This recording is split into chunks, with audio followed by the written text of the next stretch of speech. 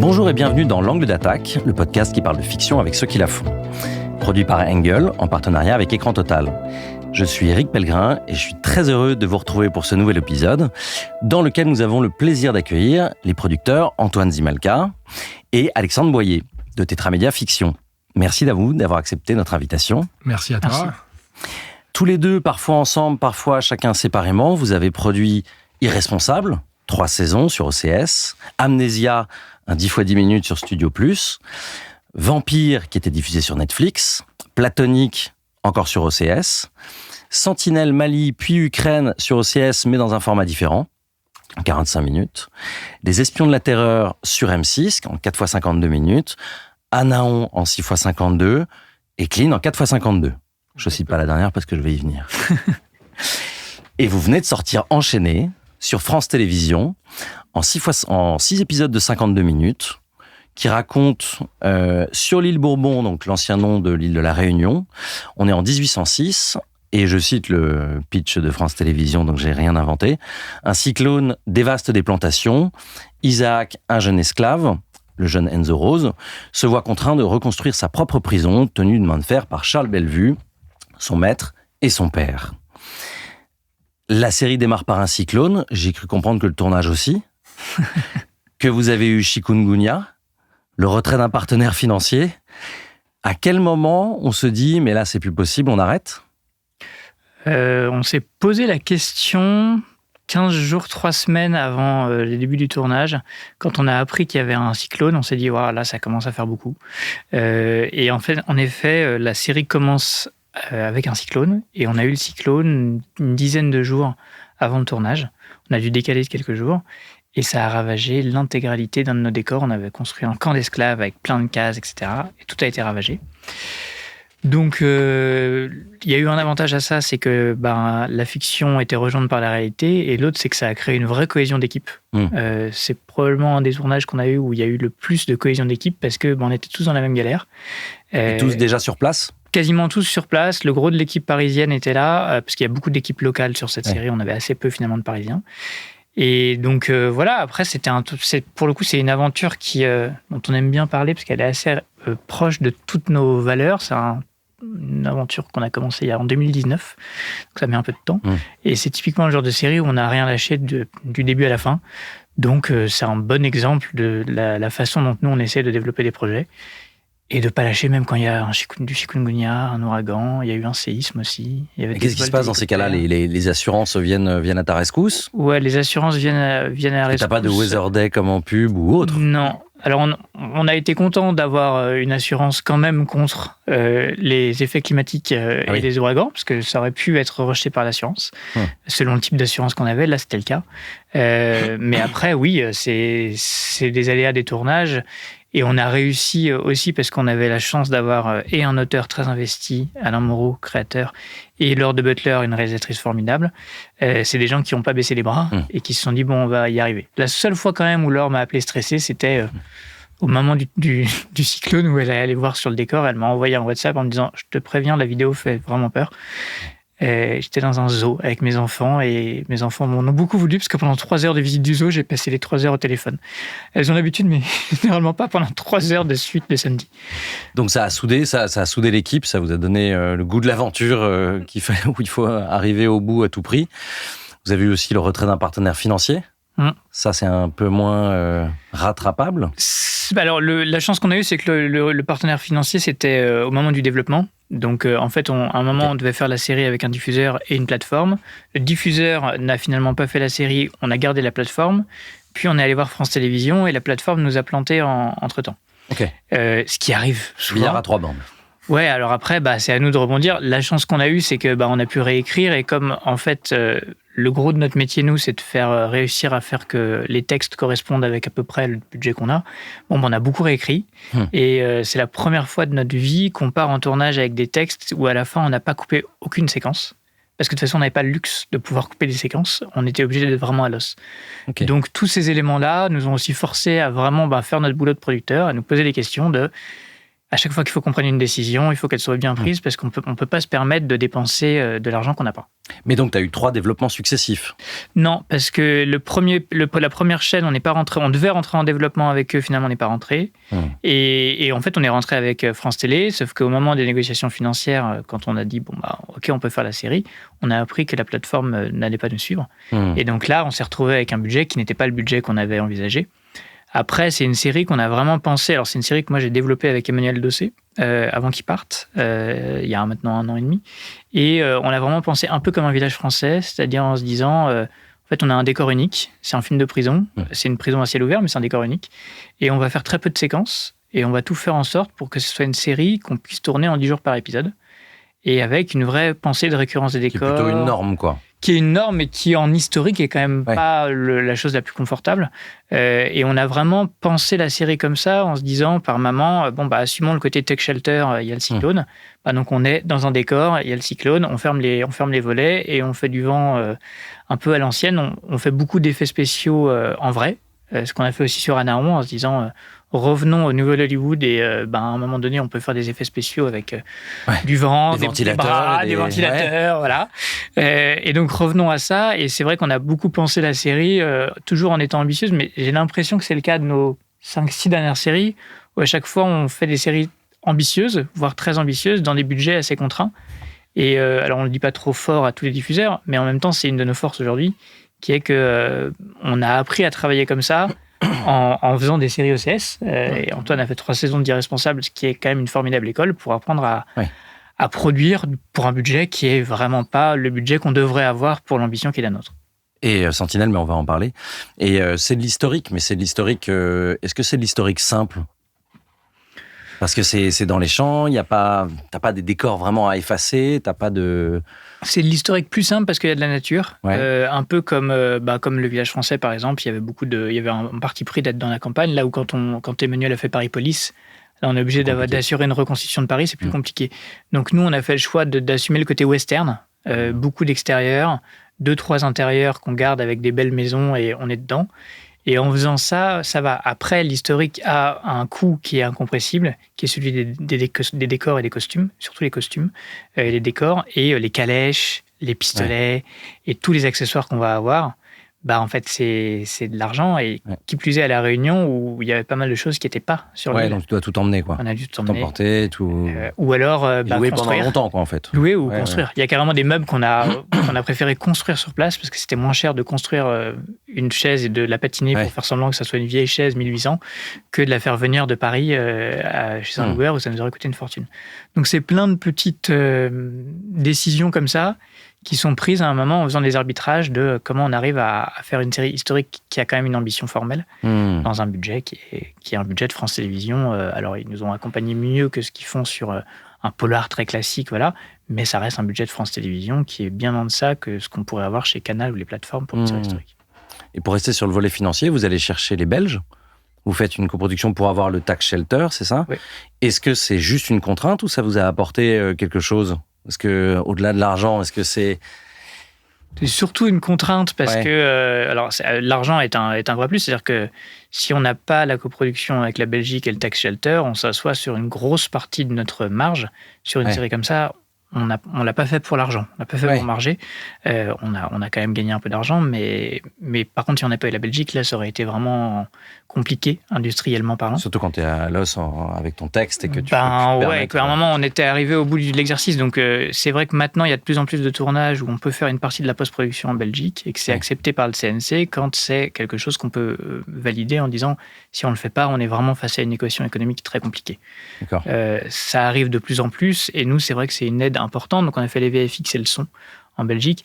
Après, est-ce qu'on y a gagné artistiquement ? On a travaillé avec des bonnes équipes, mais c'est vrai que ça veut dire qu'on fait des allers-retours entre Paris et Bruxelles. Il y en a des bonnes en France aussi, quoi. Voilà. En fait. Artistiquement, pour le coup, c'est vraiment une décision de production dans laquelle on a été suivi par Laure, parce qu'elle a compris qu'on n'avait pas le choix.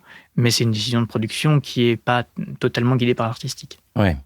Et toi, sur Sentinelle, tu fais Sentinelle, si je ne me trompe pas, tu fais Sentinelle Mali, donc tu tournes au Maroc. Ouais, tout à fait. Par combien de degrés ?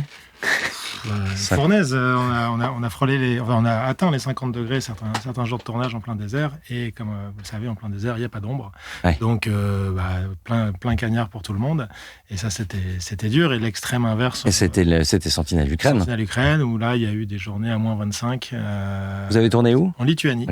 Merveilleux pays, très belles équipes artistiques et techniques sur place, excellente production exécutive sur place. On a eu la chance d'avoir la productrice exécutive qui a chapeauté la série Tchernobyl, qui a été tournée majoritairement là-bas et qui avait une grande expérience. Et c'est dans les deux cas, indépendamment des conditions climatiques dantesques et des aventures qui, comme surenchaînées, où par un moment quand même on se dit on perd beaucoup de cheveux, on perd beaucoup de kilos, et on se dit pourquoi on fait tout ça ? Mais on est boosté par l'énergie du projet, l'énergie de l'équipe. Mais c'est aussi des rencontres avec des autres façons de travailler, la façon marocaine, la façon lituanienne. Et il y a beaucoup de choses à en tirer, beaucoup de choses intéressantes de se dire. Comme quoi, par exemple, t'as des exemples ? Sur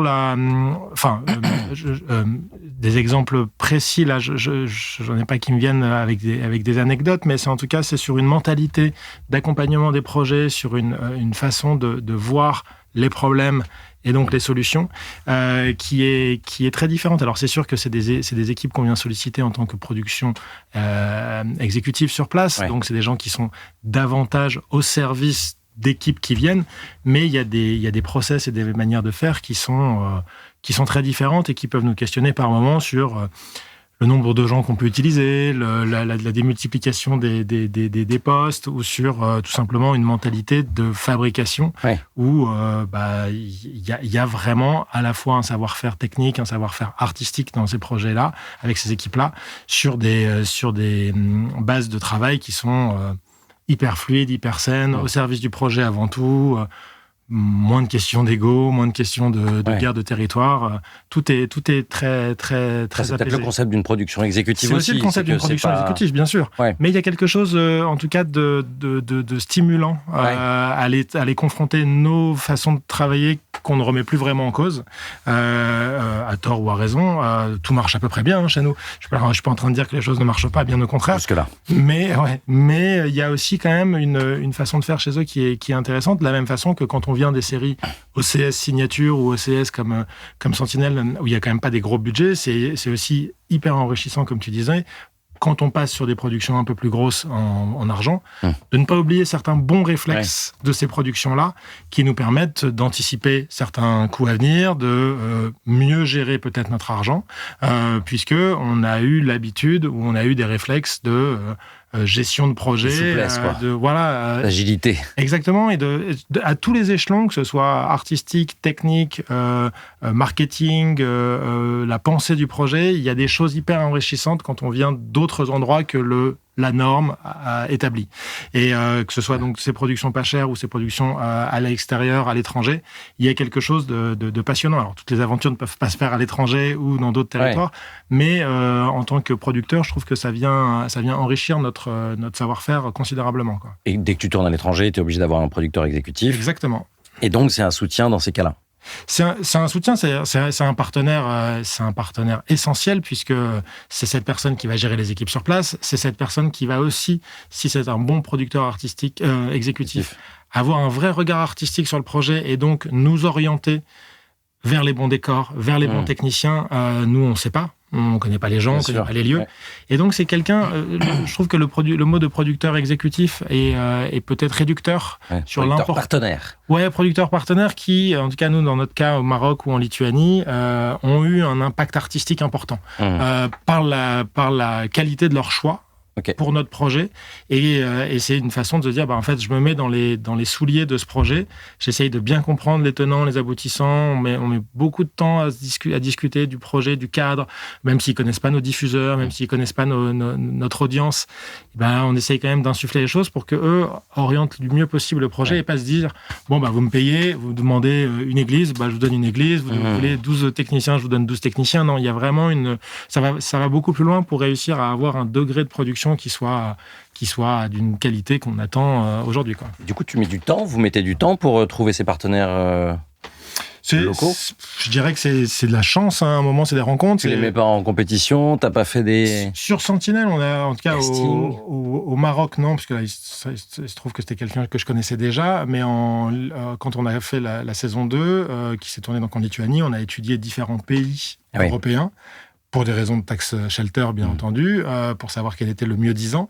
Mais il y a un moment, on n'est pas forcément allé vers le pays le mieux disant financièrement, on est allé vers le pays qui nous offrait des garanties financières intéressantes, des tax shelters intéressants, et une rencontre humaine et artistique avec quelqu'un, on dit, là, il y a un répondant, là, il y a un échange, là, il y a quelque chose qui se passe, et on va être sur la même longueur d'onde.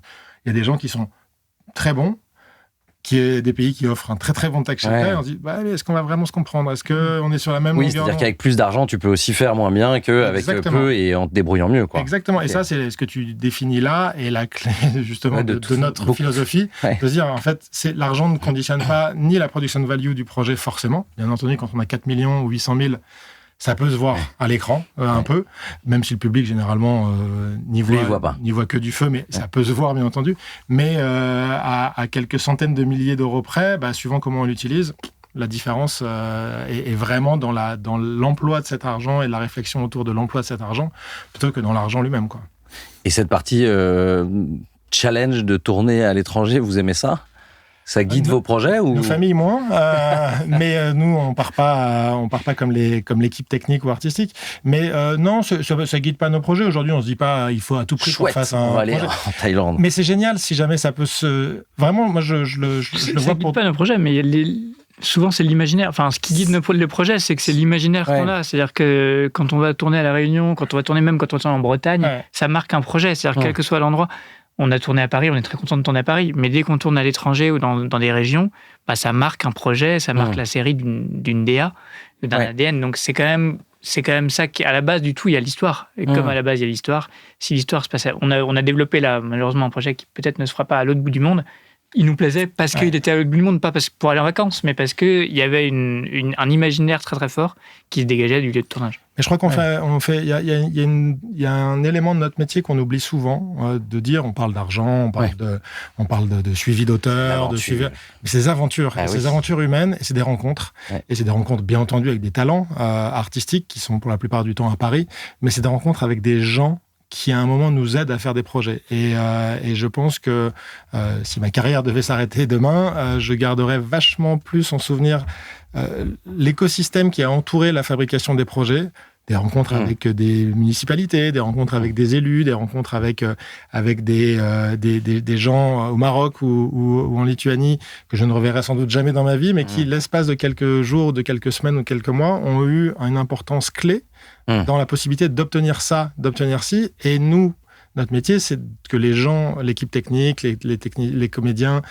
et le réalisateur obtiennent ce qu'ils veulent. Ouais. Et pour y arriver, on a toute une chaîne de gens qu'on doit contacter, séduire. Voilà. Et ces rencontres-là, je trouve, sont des rencontres qu'on oublie souvent quand on parle de notre métier et qui, moi, me nourrissent énormément. Et elles sont sans doute un peu plus grandes quand on tourne dans des contrées plus éloignées de Paris que quand on est parisien, parce que l'écosystème parisien est plus maîtrisé, plus connu, plus borné, même si c'est passionnant de tourner à Paris quand ça le nécessite. Mais il y a quelque chose vraiment d'enrichissement encore plus grand. Donc, tant mieux si on fait des aventures qui se passent loin, et tant pis, et aucun problème si on doit faire toutes nos séries à Paris. Mais comme c'est de plus en plus dur de tourner à Paris, c'est bien aussi de partir. Et en quoi raconter l'histoire d'un jeune esclave à l'île Bourbon en 1806, c'est contemporain ? La chose la plus... Toute bonne série historique, pour nous, il y a une part de contemporain, c'est-à-dire une bonne série historique, normalement, raconte quelque chose de notre époque. Ce projet-là, il arrive à un moment où il y a quand même une vraie friction entre les gens, sur tout un tas de thématiques, et notamment sur le décalage social. Et donc là, c'était quand même l'histoire de dire qu'en fait, ce qu'Alain veut raconter, c'est on est tous enchaînés les uns aux autres, c'est pour ça que la série s'appelle Enchaînés. On a tous des rapports de pouvoir et de domination. Donc le rapport le plus évident, c'est les esclaves noirs qui sont dominés par les hommes blancs, mais pas que. Dans la série, toute personne est dans un rapport de domination, y compris la femme d'Olivier Gourmet qui est sous un rapport de domination, le fils qui n'ose pas affronter le père, etc. Et ça, c'est assez universel. Et Alain disait assez justement, en fait, c'est une série, c'est une des premières discussions que j'ai avec lui, il me chope en me disant, c'est une série sur l'humanité à un moment où l'humanité était profondément inhumaine. Et en fait, cette idée-là a guidé tout le développement, a guidé toute la série. Et en fait, c'est le genre de discussion, puisque notre boulot n'est que d'avoir des discussions avec des auteurs qui, parfois, durent très très longtemps. Et quand on se souvient des années après que, en fait, ça, c'était le point de départ et c'était ce moment-là. Et quand on est sur le plateau et qu'on dit « Ah, en fait, cette séquence-là, elle vient vraiment illustrer ce dont on a parlé. » Cette inhumanité. Où les gens peuvent se dire « Ouais, c'est un peu du jus de cerveau et tout. » Mais en fait, non, parce que c'est l'idée de base qui a fait que ça va nous unir autour d'une même idée et un point de vue d'auteur. Et donc ça, je trouve ça très actuel. Se dire qu'on est dans une époque où il y a une forme d'inhumanité tous les jours, et que donc on va le montrer, et on a pas mal de retours de gens qui nous disent c'est fou, je n'aurais pas imaginé que ça se passait comme ça à l'époque, avec cette cruauté-là, et en même temps, ça a fait écho à plein de choses qu'on voit tous les jours. Donc c'est un peu ce qu'on essaie de défendre quand on fait des séries historiques. On a eu plusieurs développements aux séries historiques, et à chaque fois on se dit en quoi nous on va pouvoir s'y retrouver, parce que c'est des mots qu'on utilise beaucoup, mais qui sont l'empathie pour un personnage. Et donc, si jamais j'ai pas d'empathie pour un personnage historique, parce qu'en fait, il vit un truc qui est tellement déconnecté de moi, ça va pas marcher. Mais dans une série de Moyen-Âge, ou quelle que soit l'époque, le personnage peut vivre quelque chose avec lequel on va rentrer en connexion. Et c'est ça qu'on va toujours rechercher, nous, dans les histoires qu'on raconte, qu'elles soient historiques ou pas. Donc, si on n'a pas trop mal fait notre boulot, tous, auteurs, producteurs, réalisateurs, comédiens, équipe technique, normalement, il y a des séquences où les gens se disent « Ah, j'aimerais pas me retrouver à la place de ce personnage » ou « Qu'est-ce que je ferais à la place de ce personnage ?» etc. Et ça, j'ai l'impression qu'enchaîner de ce point de vue-là remplit plutôt sa part de la mission. Oui, il y a de beaux enjeux, en tout cas, dans la série. C'est le projet de fin d'études d'Alain Moreau, qui vient de La Réunion ? Oui. Qui donc, vous le voyez à la sortie de la FEMIS, c'est son projet de fin d'études. Le projet est beau, et ce que tu en dis est magnifique, mais à quel moment tu te dis, bien sûr, on y va et on va réussir à le faire. On est dans une période qui, quand même, cherche à rassurer avec aussi des auteurs connus. Là, tu dis, c'est un petit jeune, ça va le faire, c'est génial. Le projet date de 2010. C'est vrai, une autre époque. 18, une autre époque, vraiment.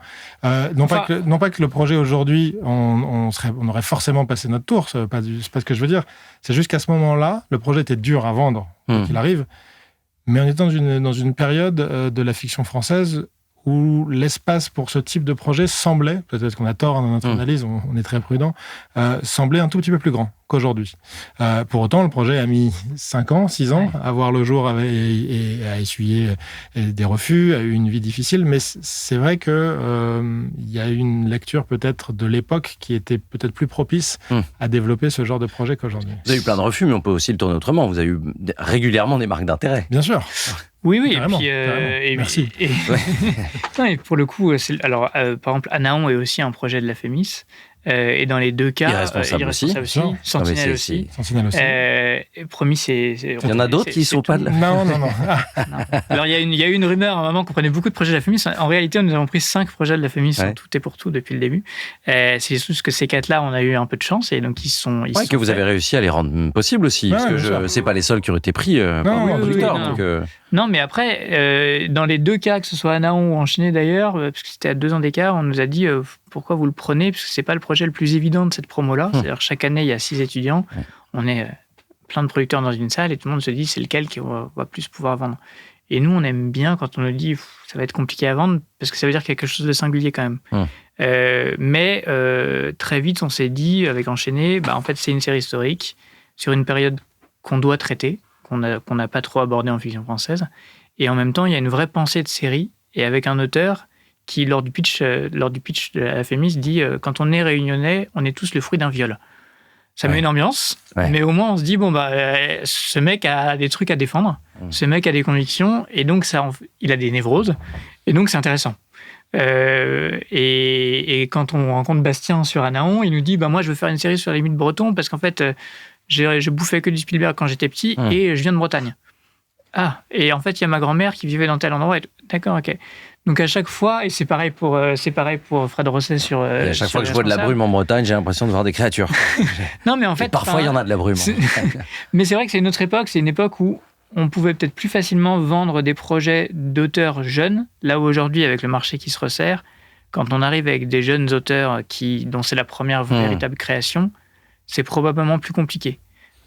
C'est plus compliqué. De toute façon, il y a une réalité aujourd'hui, c'est que le marché ayant évolué, déjà rien que je ne sais pas ce qu'on doit dire, le changement, je ne sais pas si on peut dire la disparition, mais le changement d'OCS qui ne produit, jusqu'à preuve du contraire, aujourd'hui ne produit plus autant de séries originales qu'il y a quelques années et qui peut-être a changé un peu sa façon de développer, la disparition de France Télé Slash.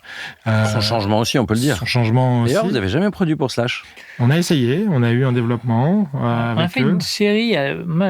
Une de mes premières séries, on avait repris la saison 2 de Studio 4, qui était l'ancêtre de Slash. Voilà, c'est pas Slash encore. Et on a eu deux devs chez Slash, je crois. Et... Mais c'est vrai que c'est aujourd'hui, la disparition de ces chaînes-là est une perte pour aussi toute une génération de jeunes auteurs qui veulent rentrer sur le marché. Puisque auteurs, réalisateurs, producteurs, tout le monde, quoi. Parce que c'est un tremplin, c'est là où tu...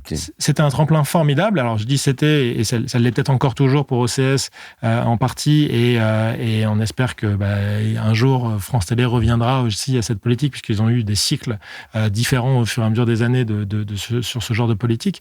Mais c'est vrai que ces séries-là qui sortent de la Fémis ou d'autres écoles qui ont pu voir le jour dans les années 2010, au début des années 2020, aujourd'hui sont plus fragiles sur le marché, puisque exposées immédiatement à des heures soit de très grande écoute, soit à des heures de plateforme, à des types de plateformes qui ne visent que le plus grand public possible. Donc c'est sûr que quand ils sont en concurrence avec des Éric Rochant et autres qui sont des scénaristes accomplis et qui offrent une garantie un peu plus grande de réussite aux yeux du diffuseur, c'est compliqué. Pour autant... À une époque où les diffuseurs prennent un peu moins de risques aussi. Exactement. Donc ils sont où les tremplins alors ? Les tremplins, c'est compliqué aujourd'hui de parler de tremplin comme on parlait de tremplin avant. Tremplin de création en tout cas. Ouais, tremplin de création. Je pense qu'il y a toujours... la façon de voir les tremplins aujourd'hui est différente. C'est-à-dire que se dire que je suis jeune auteur, je vais créer ma série... Comme certains, et encore c'est seulement certains, il n'y en a pas tant que ça, ont pu le faire dans les années 2010 ou début des années 2020, c'est plus compliqué aujourd'hui, mais il ne faut jamais oublier un truc, c'est qu'on est quand même même s'il y a une crise en ce moment majeure, et on en parlera peut-être, du secteur, même si il y a moins de... On ne va pas y couper. Voilà, il y a une prise de risque moins grande, on peut le dire, il y a quand même une réalité, et Dieu merci de notre secteur, c'est qu'il y a des obligations d'investissement et qu'il y a une manne d'argent quand même assez considérable dans le marché, 700, 800 millions d'euros d'investissements globaux de toutes les chaînes et plateformes qui garantissent quand même un nombre de créations annuelles important. Et qui dit création annuelle dit, à un moment, un certain nombre de ces séries qui s'écrivent en atelier, sur lesquelles on peut se former. Donc, c'est le tremplin ou le mythe de la création originale à 25-30 ans sur la première série est très dur, vraiment très très dur aujourd'hui. Mais par contre, la possibilité de se former dans des ateliers ou dans des équipes d'écriture existe toujours, Dieu merci, grâce à ce système de protection et grâce à quand même certaines plateformes, notamment Netflix, qui investit énormément d'argent, plus que leurs obligations, et qui permet à des séries de voir le jour. Mais ça, c'est vrai pour les auteurs. Mais pour les réalisateurs, pour les réalisateurs, c'est plus réduit. Voilà. Pour les producteurs, c'est plus réduit, très clairement. Après, de toute façon, nous, on aime bien dire que c'est un métier d'expérience. Tous ces métiers-là sont des métiers d'expérience. On est tous des meilleurs auteurs, producteurs, réalisateurs, en ayant accumulé de l'expérience. Donc, de toute façon, le Mozart du scénario, le Mozart de la prod, qui, dès le début, fait très vite sa première production, sa première création de série, c'est rare. C'est de plus en plus rare, mais c'était déjà rare à l'époque, parce qu'en fait, on devient un bon scénariste en ayant... oui, mais pour aller dans ton sens, qu'est-ce que fait un réalisateur quand il ne peut plus réaliser ? Tu vois, les courts-métrages sont très longs à financer, tu peux auto-produire, tu peux aller faire des trucs toi-même, mais il faut quand même avoir la foi aussi pour sortir avec sa caméra. La barrière à l'entrée était déjà très, très grande. T'as pas non plus 4 réalisateurs par série, tu vois. Non, bien sûr. Non, mais c'est sûr que ce que tu pointes du doigt là est une vraie question de secteur, avant de dire problème, disons une vraie question de secteur majeur pour le renouvellement des générations. De tous ces métiers-là, sans qu'il y ait à un moment une rupture n'y allons plus dans ce secteur puisqu'il n'y a plus de place. Voilà, faut surtout pas tomber là-dedans. Et c'est un vrai enjeu. J'ai pas de réponse malheureusement à cette question. Peut-être que c'est cyclique et que ça va revenir. C'est aussi ça qu'il faut se dire. Je crois que c'est cyclique et je crois qu'il y aura forcément aussi de la même façon que chaque crise permet à un secteur de se renouveler et d'aborder une nouvelle phase de vie. Là, on est sans doute à l'aube aussi d'une nouvelle phase de vie dans la production générale de contenu audiovisuel. Il y aura des nouvelles... Peut-être que le format vertical ne donnera rien, peut-être que les fictions YouTube n'existeront pas, mais on est aussi à l'aube aujourd'hui de choses... Il fut un temps, on parlait de transmédia, qui n'a pas donné suite au début des années 2010, mais c'était un moment où d'un seul coup... il y avait des chouettes webdocs. Ouais, bien sûr. Ouais. Mais suite à ce transmédia, même s'il n'y a pas de lien de cause à effet, c'était un appel d'air possible. Ça n'a rien donné, mais derrière, OCS, Studio 4, Slash sont arrivés. Donc là, on parle de fiction verticale et des fictions YouTube. Peut-être qu'elles ne donneront rien, peut-être que si, mais ça va. Black Pills, voilà. Mais ça va peut-être ouvrir sur des choses qu'on ignore aujourd'hui, avec des nouveaux formats, avec des nouvelles façons de raconter les histoires. Donc c'est déjà ouvert. Enfin, sur YouTube et toute la créateur économie, en fait, il y a plein de gens avec qui j'avoue, on est assez peu en contact, mais qui en fait s'autoproduisent, font des choses tout seuls de leur côté sur YouTube, sur les réseaux sociaux. Et c'est vrai qu'il y a pour l'instant un espèce de schisme entre l'industrie et cette industrie parallèle qui est en train de se créer, mais elle existe. La question est comment on va faire une convergence. Mais le cinéma s'est rapproché de la télé. Quand nous, on a commencé, il y avait une vraie scission entre le cinéma et les producteurs de télé. Nous, on était considérés comme des gens qui ne faisaient pas le même métier. Aujourd'hui, tous les producteurs de cinéma font des séries.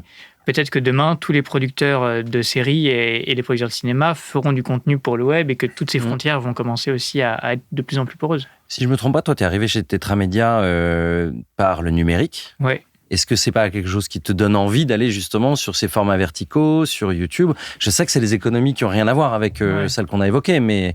Moi, quand je suis arrivé chez Tetra, c'était il y a 13 ans maintenant, et quand je suis arrivé, c'est Sébastien Borivant qui était notre DG, qui dit à mon père, parce que c'est mon père, qui est Jean-François Boyer, qui a créé Tetramedia, en fait, le mec dont on a besoin, c'est plutôt le profil de votre fils, parce que c'est quelqu'un qui vient de la pub.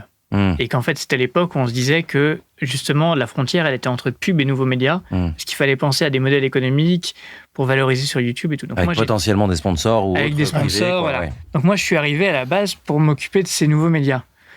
Et franchement, ça a duré 1 an avant qu'Emmanuel me dise « Mais en fait, t'es producteur et tu veux raconter des histoires, tu veux faire de la fiction. » Donc, le modèle économique est quand même pas facile à avoir, et je pense qu'on a un énorme train de retard sur les gens qui ont déjà des communautés. Et sur les gens qui ont ces codes-là. Oui, mais tu peux aller les chercher. En fait, je ne suis pas sûr qu'ils aient besoin de nous, réellement et totalement. C'est-à-dire tu penses que c'est deux espaces séparés ? On l'a vu avec Mixicom et toutes les Webedia, et en fait avec les gens qui finalement finissent par le faire eux-mêmes. Et quand je vois que là, Squeezie et Lena Situation ont créé une espèce de Red Bull, en fait, ils ont même plus besoin de gens pour créer leur marque. Ces gens sont tellement une marque en eux-mêmes que la vraie question, mais j'ai pas de réponse. Mais mais regarde Backrooms, qui est le long métrage de, j'ai plus le nom du créateur, mais qui s'est distribué par A24. Ouais. Donc c'est quelque part, ça revient dans la logique classique entre guillemets du cinéma. En fait, il y aura sans doute une convergence, à n'en pas douter, si jamais ces modèles-là prennent de l'essor et ont besoin à un moment d'un peu plus de moyens éventuellement pour asseoir réellement un nouveau schéma narratif, une nouvelle façon de communiquer ou une nouvelle façon de raconter des histoires. Là, je pense qu'on est à un endroit où peut-être encore les mondes ne sont pas facilement perméables. Peut-être qu'il y a quelque chose aujourd'hui de chacun veut tirer la couverture à soi pour ne pas avoir à la partager, mais que dans quelques temps, si ce modèle-là nouveau avance et si le modèle de la fiction traditionnelle stagne ou recule, il y aura sans doute une convergence. C'est juste très difficile à cerner, puisque vraiment, quand on fait le parallèle avec de transmédia, la fiction, comment ça s'appelait 10x10. Digital, les fictions avec la réalité augmentée, qui à un moment pareil sont arrivés en disant ça. Pour l'instant, rien n'a réellement détrôné la façon de raconter les histoires. Attends, l'IA. Voilà, mais de la même façon qu'en littérature, il y a eu les romans dont vous êtes le héros qui auraient pu être une nouvelle forme de littérature. Bon, les gens aiment quand même toujours qu'on raconte une histoire à l'ancienne, avec des sujets feuilletonnantes. Voilà.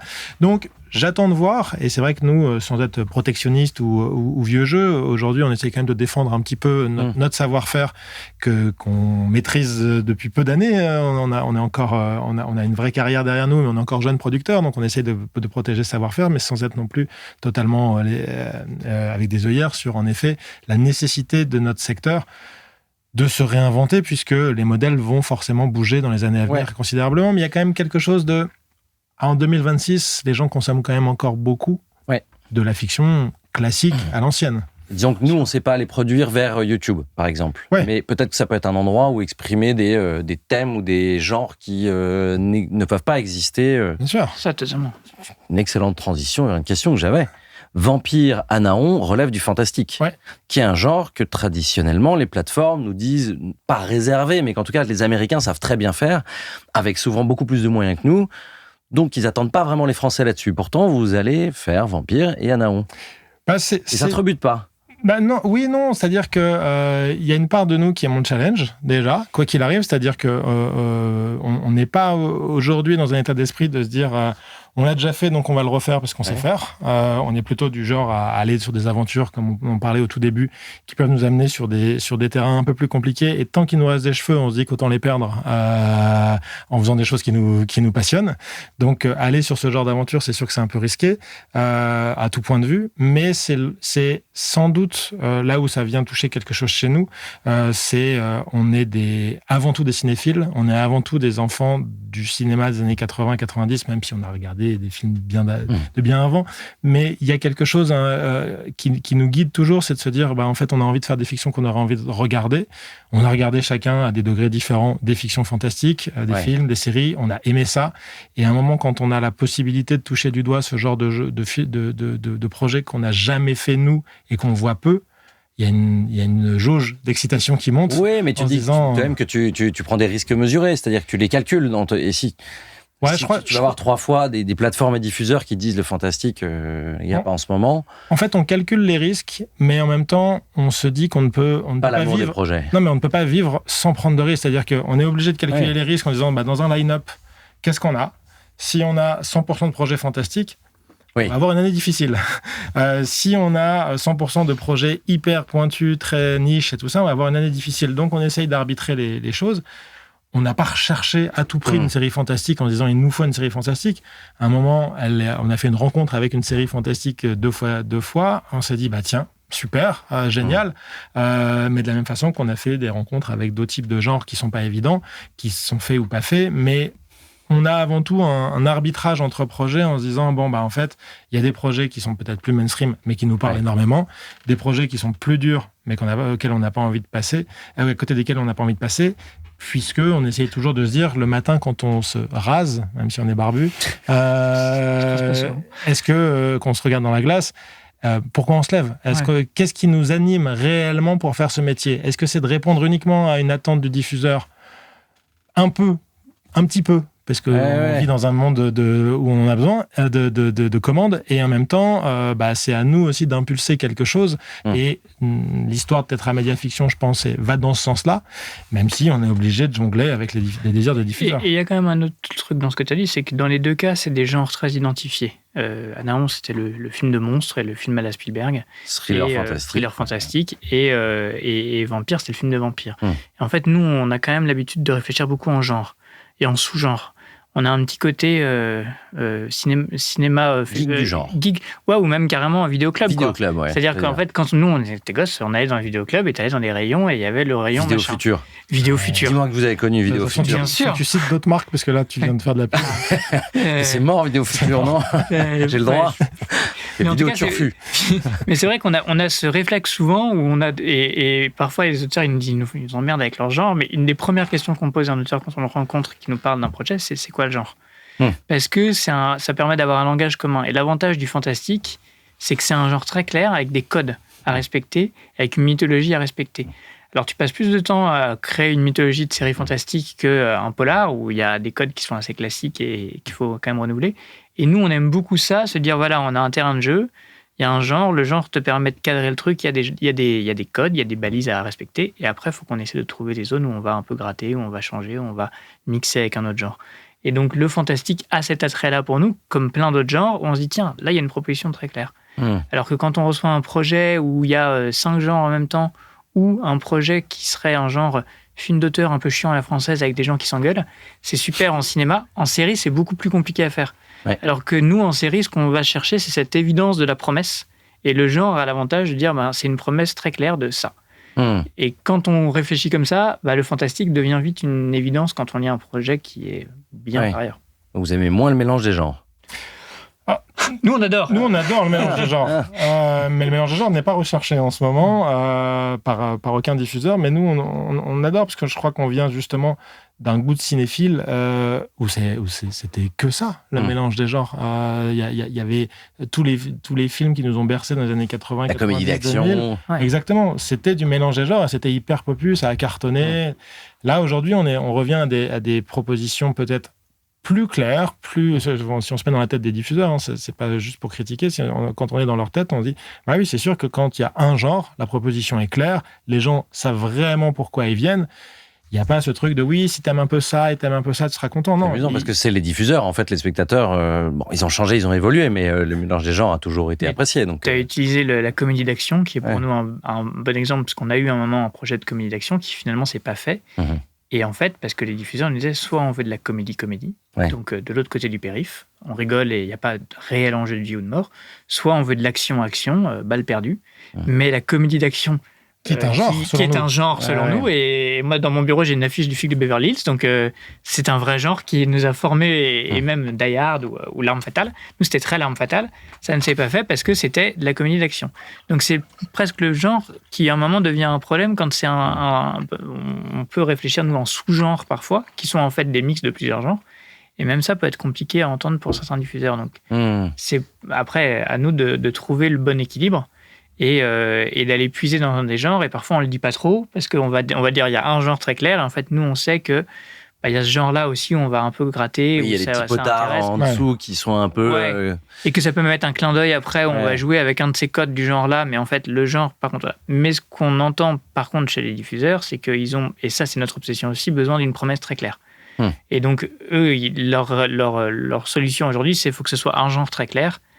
Et on est là pour embrasser cette demande-là en cherchant des genres qui nous plaisent. Quoi. Mais la grande qualité de ça, même si on râle de temps en temps de cette position, c'est ce qu'on peut se dire, c'est que la grande qualité que ça a, c'est hyper dur de mener un développement entre un producteur et un scénariste, puis un producteur, un scénariste, un diffuseur. C'est très dur puisque y a déjà à deux, il faut s'entendre, ensuite il faut s'entendre à trois, et il y a forcément des choses qui ne nous rassemblent pas au milieu. La définition par le genre, selon nous, en tout cas, c'est ce qu'on a trouvé de mieux pour avoir autant que possible une base de langage commun. Un dénominateur commun. Avec l'auteur et avec le diffuseur, de tous dire autour de la table, on est d'accord, le genre c'est ça, du coup les références de ce genre c'est ça, même si elles sont inatteignables, soit en moyens, soit en qualité, tout ça, mais de se dire, ok, on est dans cette sphère-là et à l'intérieur de ça, on va jouer. Quand tu ne prends pas la boussole du genre, et c'est notre marotte à nous, et peut-être qu'il y en a plein d'autres qui valent le coup, autre que le genre, mais en tout cas, nous, on se dit c'est l'endroit réellement où on a l'impression la plus grande espace de communication commune et de se mettre d'accord en disant, voilà, on est tous d'accord que c'est ça. À partir du moment où c'est ça, il y aura des petits virages à droite à gauche, mais on ne sort pas d'un cadre qu'on maîtrise tous. Ça évite de se raconter des histoires dans son camp, parce que ça nous est arrivé de faire des rêver d'autres choses, d'avoir pas le même rêve en tête. Et de se retrouver après en salle de montage avec des gens qui avaient fantasmé, chacun a fantasmé sa petite série dans son coin, parce que justement, la promesse était pas si évidente que ça, et donc chacun a pu mettre sa zone de fantasme. Et là, en fait, tout le monde est un peu déçu et on a l'impression de ne pas avoir fait la série ensemble. Or, notre métier, c'est avant tout le sens du collectif, de trouver un projet qui nous unit tous. Donc, bien identifier le genre, pas mettre tous vos œufs dans le même panier. Est-ce que vous réfléchissez aussi, lorsque vous accueillez un projet sur lequel vous êtes excité, une nouvelle aventure, au budget très vite, en vous disant, attention, on a déjà 2-3 séries qui sont dans tel truc. Et question un peu corollaire, ça change quoi de gérer une série ou de s'embarquer sur une série à... un budget à coût maîtrisé ou un budget plus élevé qui resterait à coût maîtrisé aujourd'hui? En termes de... Moins cher ou plus cher, quoi. Ça change quoi? Je dirais que, franchement, au moment où on lance l'aventure, ça change pas grand-chose. Parce que le plus important, c'est le désir qu'on a pour le projet. C'est de se dire pourquoi on a envie de faire ce projet, et c'est pas pour des raisons de tant mieux, ça va être une série chère, ou cool, ça va être une série pas chère. C'est la rencontre avec l'auteur, c'est le sujet, c'est ce que ça évoque en nous. Le budget arrive très vite dans nos réflexions pragmatiques de développement, de se dire, bon, t'as conscience, toi, auteur, autrice, que si jamais on va sur ce projet, on risque quand même d'être plutôt vers tel diffuseur et tel diffuseur, donc essayons de cadrer d'emblée quand même pour pas se retrouver dans un truc qu'on pourra jamais faire. Les hélicoptères, ils sont en IA, non? On sait pas si ça vole bien en IA ou si ça tourne dans le bon sens, mais on y vient très vite à cette question, mais c'est pas en tout cas un frein pour nous de se dire on y va ou on n'y va pas à cause de l'argent. L'argent, on le met dans un deuxième temps, dans un cadre de développement pour dire ça va être quoi ce qu'on va pouvoir se permettre de raconter avec ce qu'on projette du diffuseur possible de cette histoire. En fait, l'argent est un truc d'adéquation avec le marché. C'est-à-dire quand on reçoit un projet, souvent on se dit, s'il nous plaît, est-ce qu'on le fait vraiment? Parce que il y a plein de trucs qui ne sont pas totalement dans le marché. Ça peut être le budget, ça peut être le genre, ça peut être l'ambition artistique qui est celle du projet. Et ça fait partie des paramètres qu'on doit prendre en compte. Mais après, on n'a jamais assez d'argent quand on produit. Mais à l'inverse, et sans donner d'exemple de séries, mais il y a des séries qui auraient bénéficié d'avoir un peu moins d'argent. Parce que le manque d'argent, paradoxalement, t'oblige à te poser des questions. Quand on est dans des productions compliquées où on n'a pas assez d'argent, ça t'oblige à te poser des questions narratives. C'est qui mes personnages, point de vue? Est-ce que cette séquence-là, elle est vraiment essentielle? Est-ce que le rythme de l'épisode ne pourrait pas être un peu plus rationalisé et être sur un truc un peu plus efficace? Et en fait, ça t'oblige à te poser des questions. On n'a jamais encore vécu, nous, la série où on a tellement d'argent qu'on n'est pas obligé de se poser ces questions-là. Quand tu regardes même Game of Thrones, en fait, il y a toujours une équation où les premiers épisodes, ils ont mis plein de thunes, le 9e et le 10e aussi, puis en fait, entre deux, tu vois qu'il y a beaucoup de gens qui se parlent dans des huttes ou dans des palais, quoi. Mais donc, on a quand même ce truc où on se dit, le manque d'argent, de toute façon, l'argent est une contrainte et notre métier est un métier de contrainte. Ouais. Et alors, c'est quoi les premiers postes qui sautent quand tu manques d'argent? Les séquences qui servent à rien. Non, mais c'est au-delà des postes. C'est au sens large. C'est pas poste forcément d'intermittent ou de. C'est quoi les premières? C'est un temps de tournage. D'économie. C'est un temps de tournage. Temps de tournage. C'est essentiellement ça. C'est de se dire, est-ce que sur un script qui fait 70 séquences, c'est sans doute plus de temps d'installation, plus de temps de tournage qu'un script qui fait 40 séquences. Puisqu'une fois que tu es lancé dans ta séquence et que c'est du dialogue, t'as pas de setup à refaire, t'as pas de nouveaux décors à chercher, voilà. Donc c'est de se dire, en fait... Un contre-champ, mais pourquoi faire? C'est du off, la magie du hors-champ, c'est magnifique. Non, c'est le temps de tournage... Plan séquence. Ah ouais, c'est pas toujours... Parfois... Non, bien sûr que non. Donc, tu te rates. C'est ça. Non, mais c'est avant tout quelque chose de l'ordre du temps de tournage et après du nombre de séquences, de la difficulté des séquences. Mais la rationalisation des lieux de tournage, on peut recevoir... Enfin, nous, on peut avoir des projets à un moment où on se retrouve avec un plan de travail où tu vois que tu n'as que des décors isolés de partout. Donc là, c'est une catastrophe. Le nombre de personnages dans les séquences. Après, c'est des réflexes que tu obtiens assez vite. Mais il y a aussi à chaque fois un truc justement de revenir à la base de l'histoire et de se dire, s'il y a une histoire avec 4 lignes d'intrigue, est-ce que j'ai vraiment besoin de la 4e ligne d'intrigue? Même narrative pour le bien du projet. C'est-à-dire que paradoxalement, parfois, en coupant un truc, tu vas gagner artistiquement. Mais sauf que ça, c'est des décisions qui arrivent ou c'est des réflexions qui arrivent très tard. Parce que t'as pas autant qu'espéré dans une région, peu importe. Tu vas devoir réfléchir à comment on revient en arrière quelque part sur le scénario, alors qu'il a déjà été validé un peu partout. Comment tu fais dans ces cas-là? Il y a deux niveaux de réflexion financière. Il y a la première qui est, tu sais globalement dans quelle case tu vas te situer. Est-ce que tu es dans une économie d'OCS, OCS comme Sentinelle, Hertzien, plateforme. Et ça, donc, ça te donne quand même à 200-300 000 balles près l'épisode, ce qui est pas rien, mais ça te donne quand même une fourchette. Je perds plein d'argent, que je fais de la marge, mais voilà. Ça te donne une fourchette de où tu te situes. Et après, en effet, une fois que tu rentres en prépa, il y a un truc de en fait, il y a un réajustement nécessaire face à la réalité du devis, à l'inflation, à une région que tu perds en effet, alors que tu espérais l'avoir. Je sais pas comment on fait, parce que si jamais, en effet, très honnêtement, si jamais on se remémore à chaque fois... J'affine la question, sinon, si tu veux, mais comment est-ce que tu fais? Tu préviens ton diffuseur que, on va supprimer tel truc? Est-ce que ça, oui. Tu repars en développement et sur un round de négociation? Ça dépend à quel moment, mais nous, ça nous est arrivé pour le coup typiquement sur Enchaîné, à un moment, on a envoyé les versions de tournage à France Télé, et on a eu une discussion, puisqu'on a coupé, par exemple, une intrigue entière. Ouais. Et donc, on a appelé le diffuseur en disant, aujourd'hui, on est face à une équation économique. Une des seules solutions qu'on a de réussir à arriver, c'est que les textes. De toute façon, la base de notre métier, c'est les textes. Et tu vas voir, quand tu vas lire le texte, il y a des séquences que tu avais vues, que tu avais peut-être beaucoup aimées, elles seront plus là. Elles seront plus là parce que sinon, on ne peut pas y arriver. Et en plus, nous, on avait le sentiment, et c'est vrai, qu'on avait gagné artistiquement. Et donc, c'est aussi notre métier à nous, de faire ça, parce que c'est vrai que ça nous arrive, mais même nous, on reçoit des bibles avec des trucs qui coûtent une fortune, où on lit des pilotes en commission pour des commissions diverses et variées, on se dit, mais comment ils vont faire?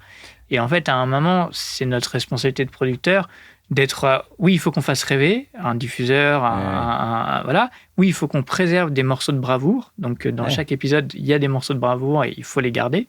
Mais par contre, un épisode, quel qu'il soit, dans l'économie française, où toutes les 3 pages, il y a une séquence d'action qui coûte une fortune, en fait, c'est pas faisable, quel que soit le diffuseur. Et vous avez déjà pris un refus du diffuseur qui a dit « Ah non, c'est hors de question, ça, vous ne le supprimez pas ». Non. Et qui te met un peu face au mur. Non, enfin, je pense pas que ça ne soit arrivé. Après, on a déjà eu des discussions avec des gens qui nous disent qu'il faudrait plus de séquences d'action. Et donc, à un moment, on explique. Je sais pas comment dire, à un moment, même un diffuseur qui pourrait être frustré, déçu, est suffisamment intelligent pour avoir un principe de réalité. C'est de se dire, soit il n'a aucunement confiance en notre discours et pense qu'on l'arnaque pour s'acheter une maison de campagne, ce qui n'existe plus dans notre génération de producteurs. Mais si jamais il croit à notre discours, de se dire, en fait, oui, il y a une réalité économique, il y a un coût des choses et on ne peut pas faire autrement que...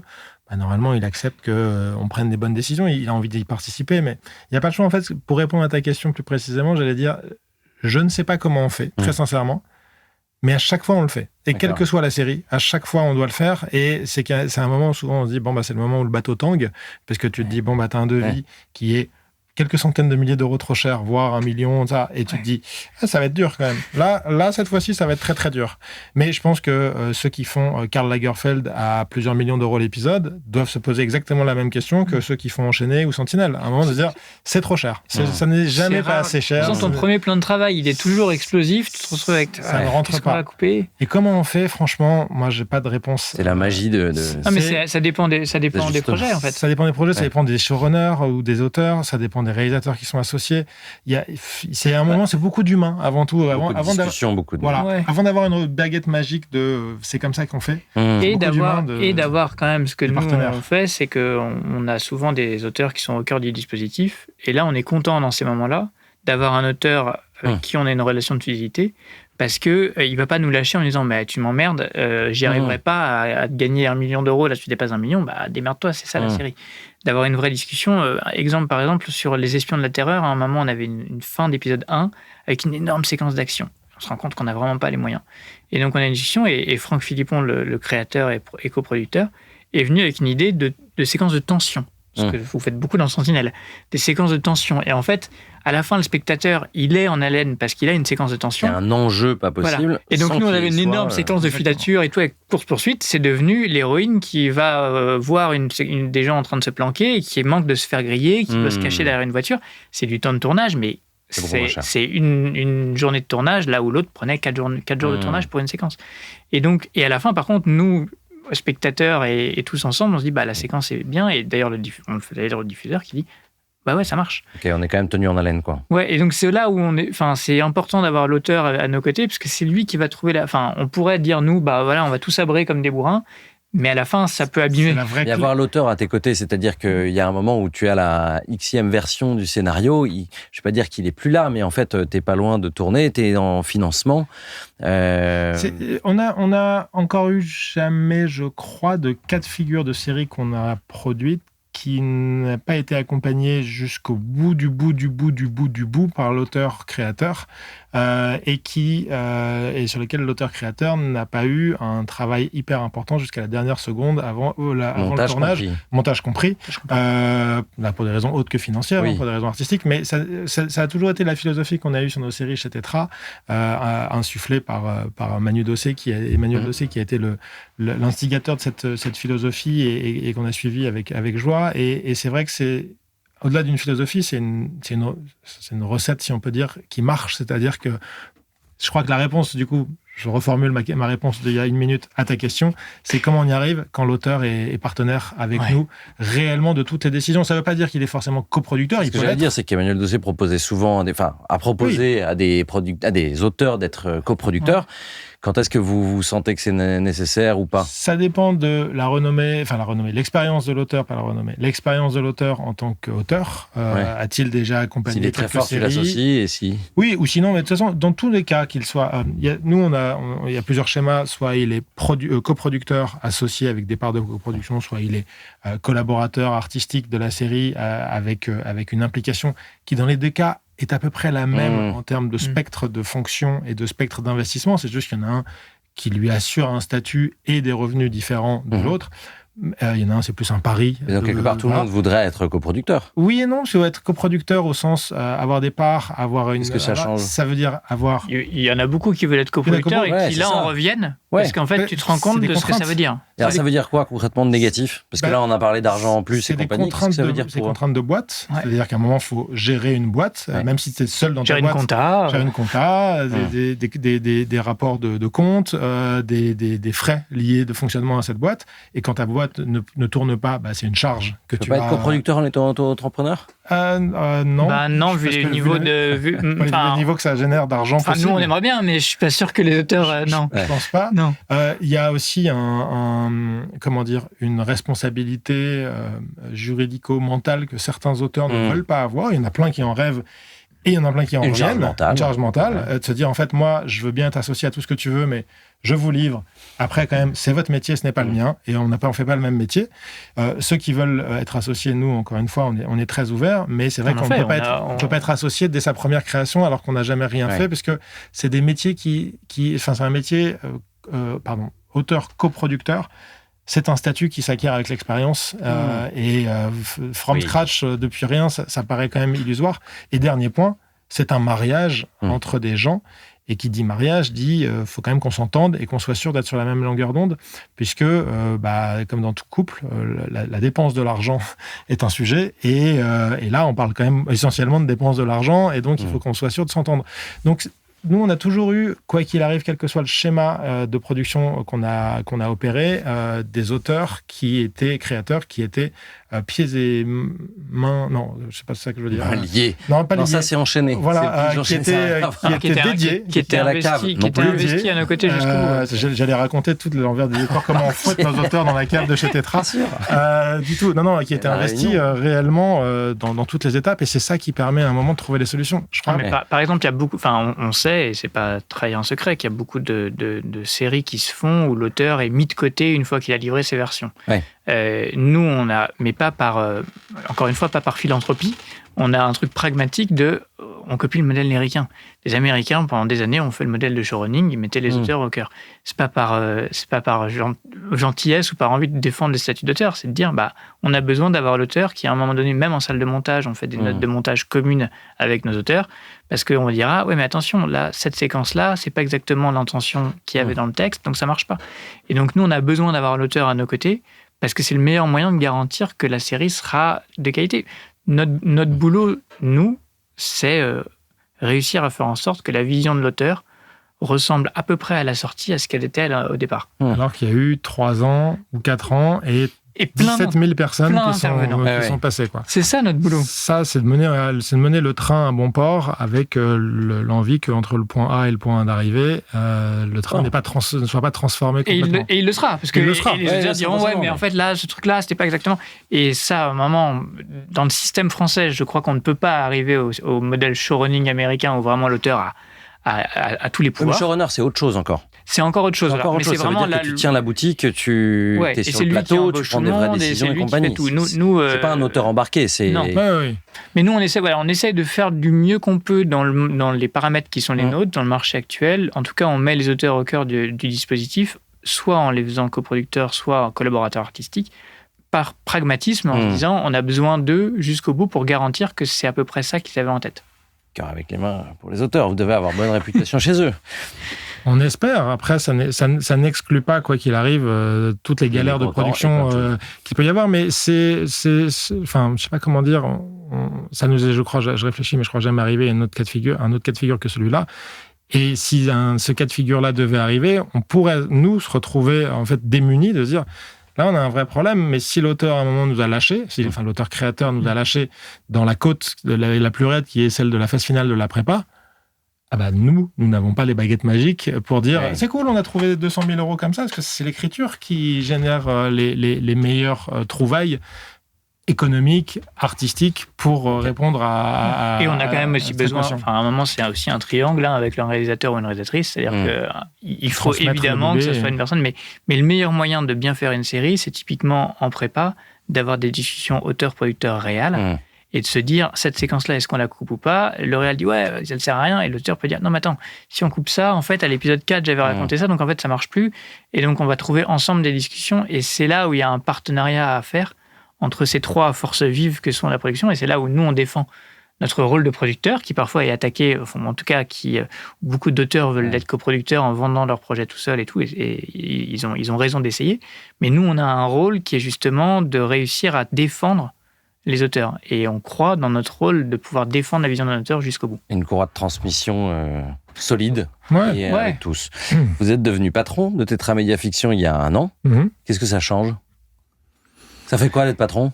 Alors, tu as changé de bureau ? Je pense non, du tout. On n'a pas changé de siège ni de bureau. Je pense qu'on ne se réfléchit pas en tant que patron. On se réfléchit avant tout dans la continuité de notre statut d'avant d'être producteur, mais pas comme plus que ça. Enfin, en tout cas, pas pour moi comme patron. Tu m'as demandé de t'appeler bonjour patron. J'arrive quand même. Allez. Ça devait rester entre nous. Non. En fait, ça change. Pourquoi ça change pas grand-chose, si ce n'est éventuellement, bien entendu, une responsabilisation plus grande sur des enjeux financiers de boîte.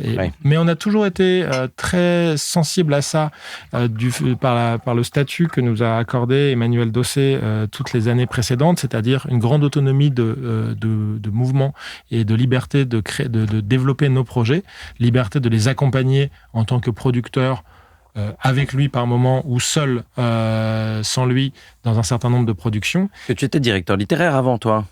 Il y a eu une phase où, au tout début de Tétra Média Fiction, parce qu'il fallait bien donner un titre à une fiche de paye, il y avait marqué directeur littéraire, mais tu étais déjà producteur dans les... Non, je pense que... vocation à... Oui, j'avais vocation à. Je pense que la réalité du métier, moi, je dis que je suis devenu producteur le jour où j'ai eu une convention de développement, enfin, une mise en production d'irresponsable sur OCS.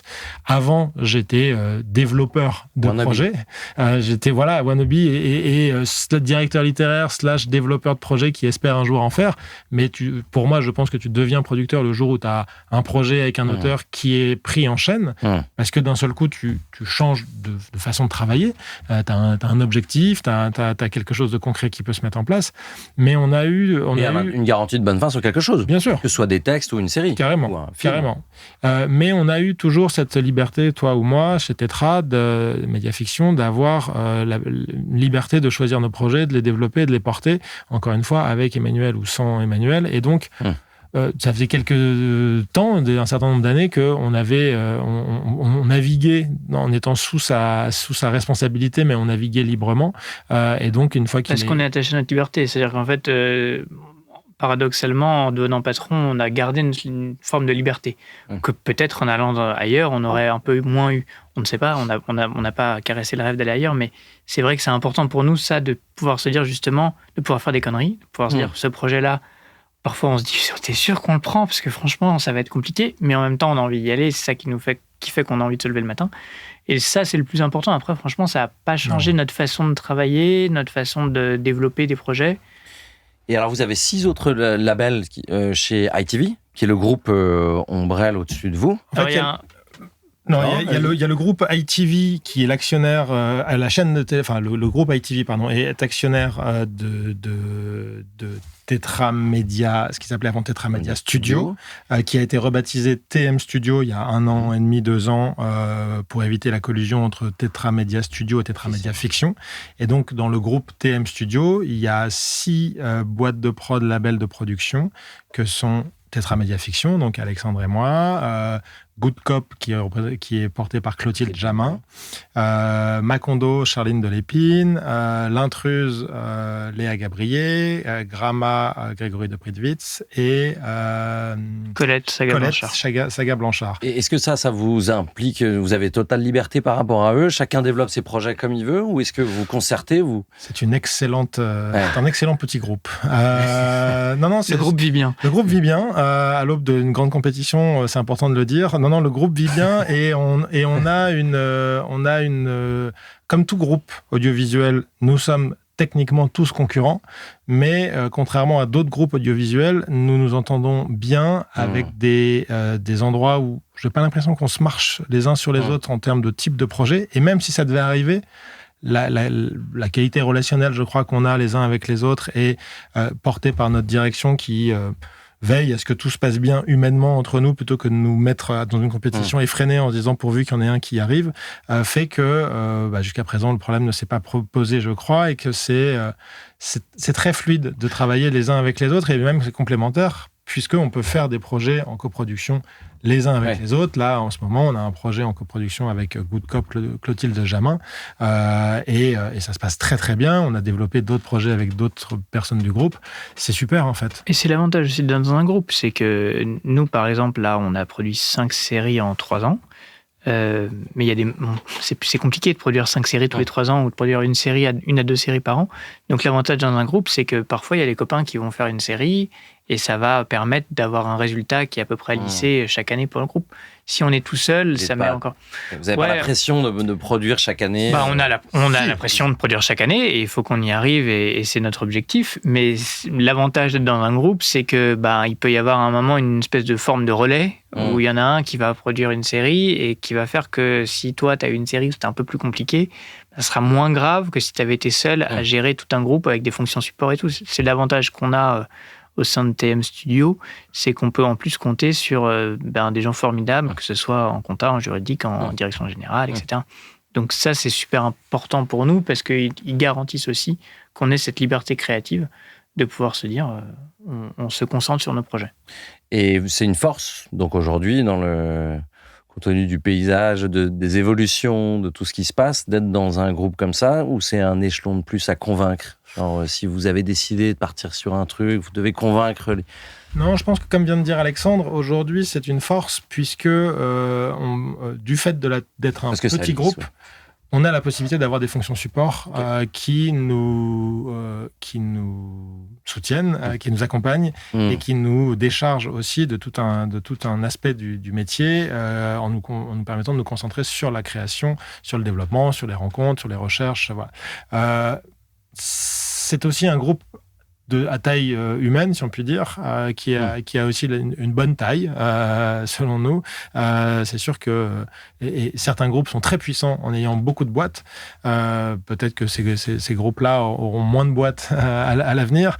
Mais il y a aussi quelque chose aujourd'hui, comme on disait, parce qu'on n'est pas si nombreux, on se connaît tous très bien, on a un espace avec tous nos bureaux vitrés, on se voit tous les uns les autres. Et de fait, on n'est pas dans un groupe froid et distant dans lequel chacun regarderait son voisin de bureau en disant « Tu développes quoi, toi ?»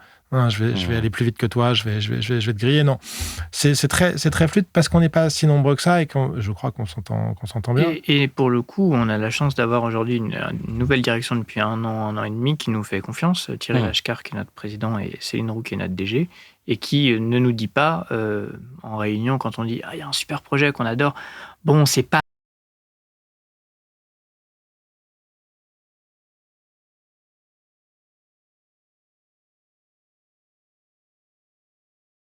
avec des prises de risques, avec des projets qui nous plaisent, mais en tout cas pour l'instant ça ne s'est pas produit, d'avoir une direction qui nous a dit non, ça vous le faites pas, c'est de l'argent mal dépensé, c'est n'importe quoi. Mais je pense qu'ils voient aussi, et on va pas parler à leur place, mais que du fait de l'expérience qu'on a au sein de Tetramedia Fiction depuis plus d'une dizaine d'années chacun, de la liberté qu'on a eue au sein de Tetramedia Fiction de développer nos projets, qu'on a été toujours très sensible et très responsabilisé aux enjeux de rentabilité, aux enjeux de marge sur les projets, aux enjeux de vie de boîte, et que on est très connecté, Alexandre et moi en tout cas, à tout ce qui constitue des ressources d'argent pour une boîte et comment essayer de les équilibrer et de les lisser sur plusieurs années.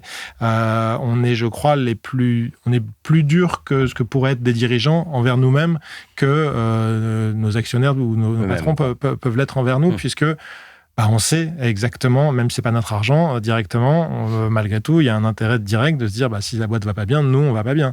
Et ça, on le sait depuis très longtemps, avant même de devenir patron, et je pense qu'ils doivent le sentir. Donc ils savent que quand on prend des risques sur des développements, on risque de le payer et qu'on sait qu'on risque de le payer, mais que ça fait partie de nous, quoi.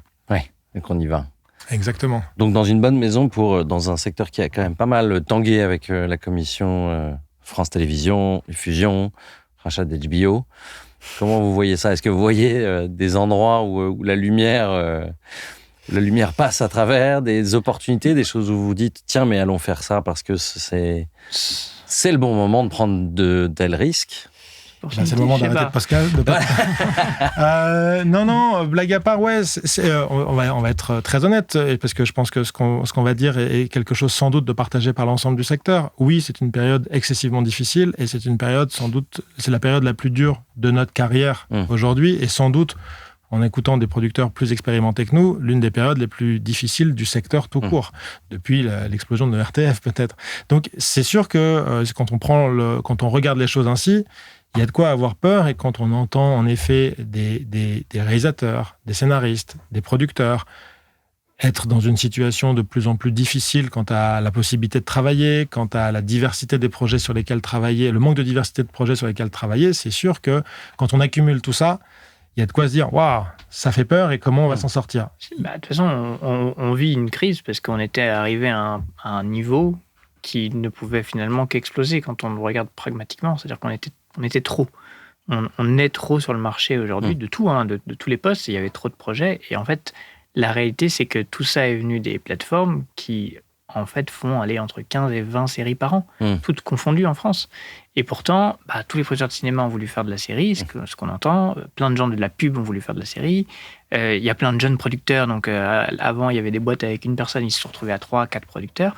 Et donc, à un moment donné, il y avait un volume là de projets qui circulaient, de gens qui voulaient vivre de ce métier. Et c'est un très beau métier qui fait rêver plein de gens. Et en même temps, à un moment donné, c'est aussi un métier qui est très compliqué.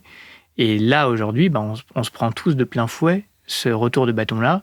Correction. Qui est que cette correction, et avec en plus un changement de modèle économique, c'est-à-dire qu'on voit bien que la pub est en train de se casser la gueule chez les hertziens, que les plateformes, alors qu'il y a eu un moment où ils dépensaient sans compter, ils commencent à rationaliser le truc, et qu'il y a une concentration de tout, qu'il y aura une concentration des plateformes, qu'il y aura une concentration chez les producteurs.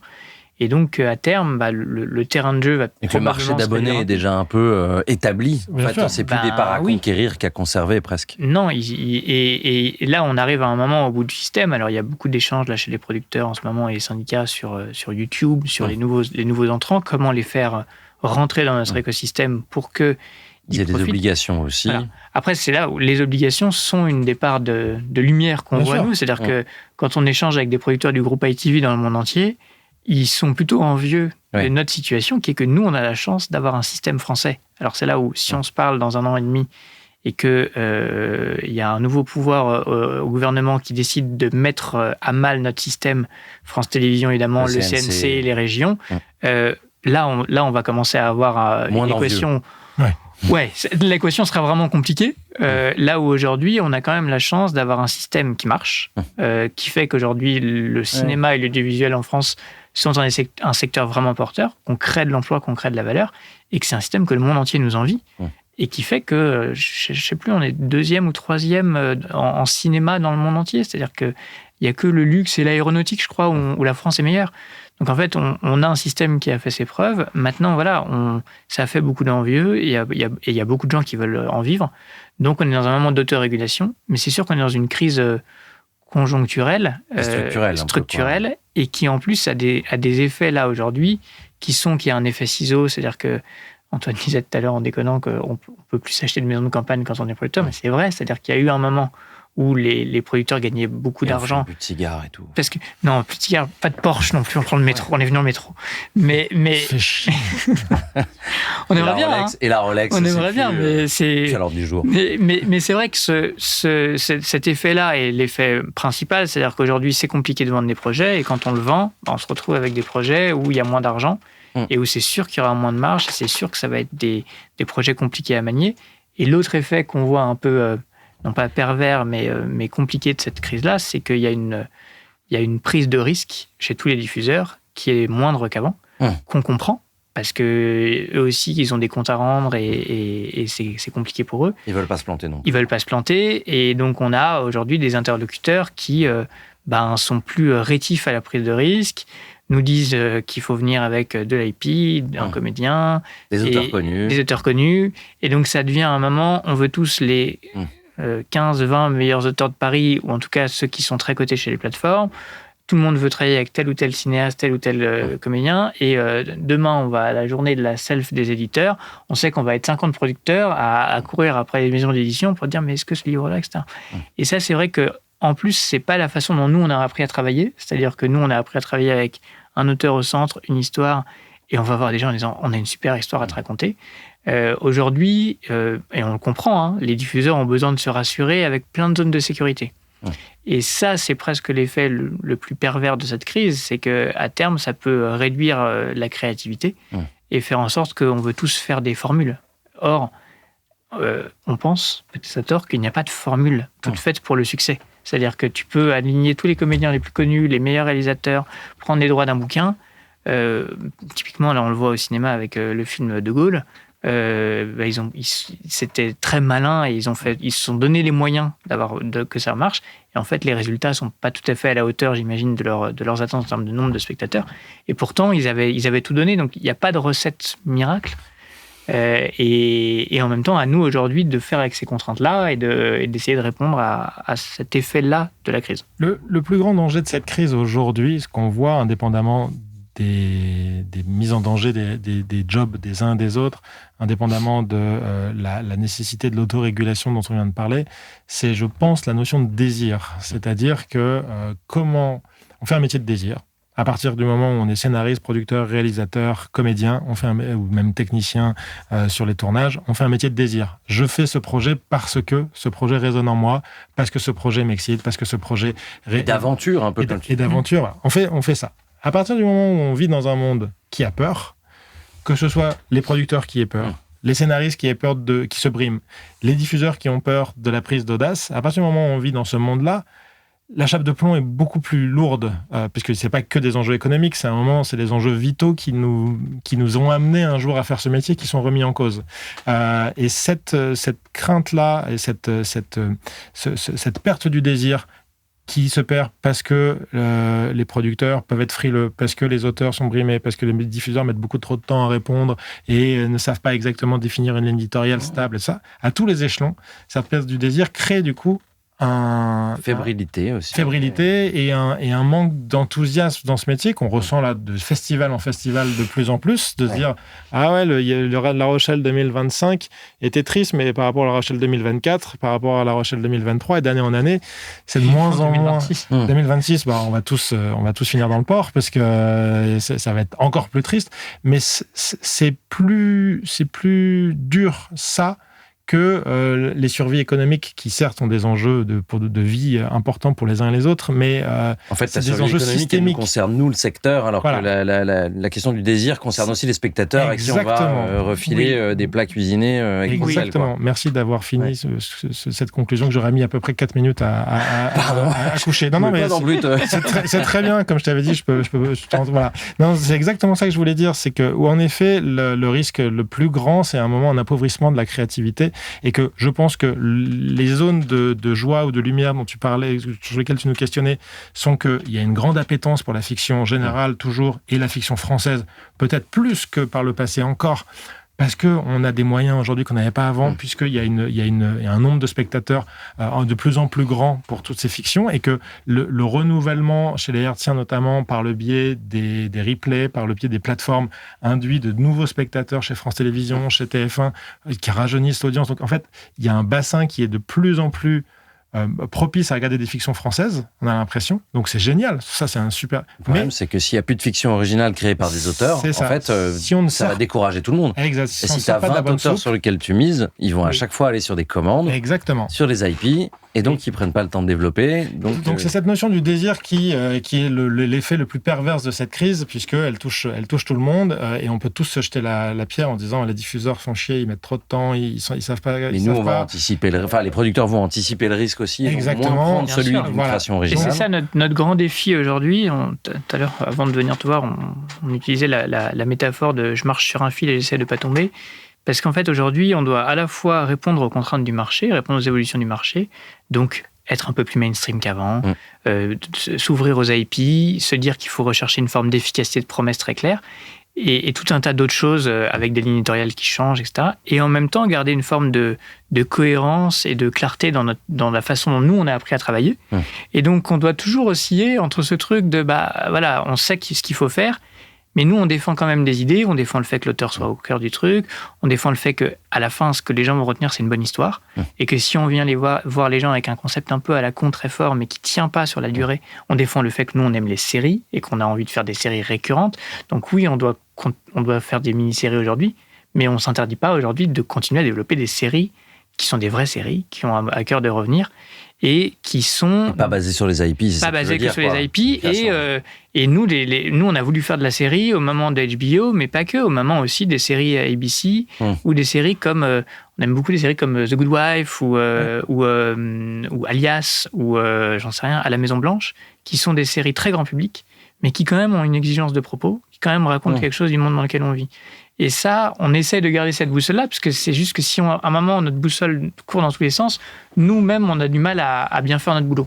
C'est ça, nous, en tout cas, le défi qu'on se donne aujourd'hui, c'est ça. C'est très beau ce que vous dites. On va atterrir un peu de toute cette beauté quand même là. Et dans les zones de lumière, on travaille aujourd'hui avec des auteurs, des autrices qui nous réjouissent tous les jours de se dire, en fait, on a eu et on continue d'avoir des discussions, des développements.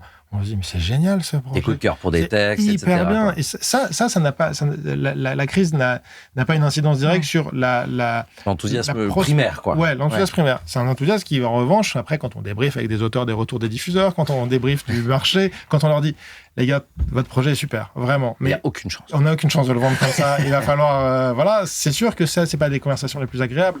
Mais par contre, on est quand même boosté par une forme de créativité qui continue toujours d'être là et qui est géniale, quoi. Aujourd'hui, on est très excité par notre line-up quand même. Quand on regarde les séries qu'on développe en ce moment, on se dit, bon, bah voilà, on a plein de projets on développe pas énormément, mais on a plusieurs projets qui nous plaisent vraiment. Et après, à nous de les mener à bien, et il y a un côté défi qui nous excite quand même. Ah ouais, c'est beau, c'est très bien. Allez, quelques petites questions ping-pong. On essaye de garder les réponses courtes. Ça vous va ? Je vais essayer. Antoine, t'as grandi à Cambrai. Oui.